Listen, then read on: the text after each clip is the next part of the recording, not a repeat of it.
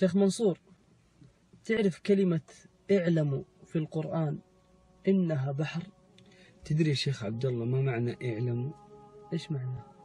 أيقنوا. الله أكبر، يعني يا عبادي أيقنوا. الله عز وجل يقول اعلموا أنما الحياة الدنيا لعب وله وزينة وتفاخر بينكم وتكاثر في الأموال والأولاد. الله عز وجل يقول واعلموا أن الله يعلم ما في أنفسكم فاحذروه واعلموا أن الله غفور حليم.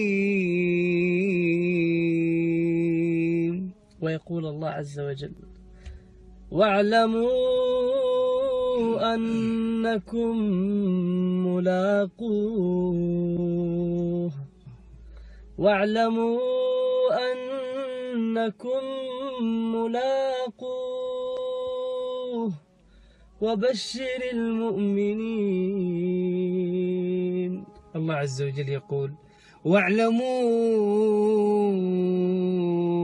أن الله يحول بين المرء وقلبه وأنه إليه تحشرون واتقوا فتنة لا تصيبن الذين ظلموا منكم خاصة واعلموا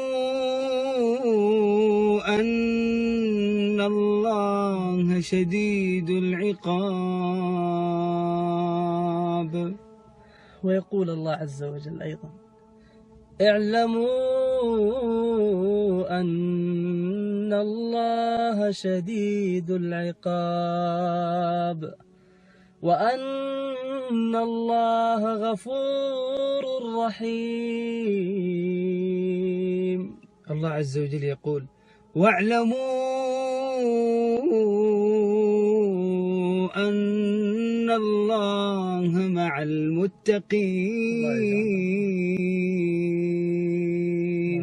شيخ عبد الله، قد علمنا معنى يعلموا أي أيقنوا. اللهم اجعلنا والمشاهدين ممن أيقن وعلم. اللهم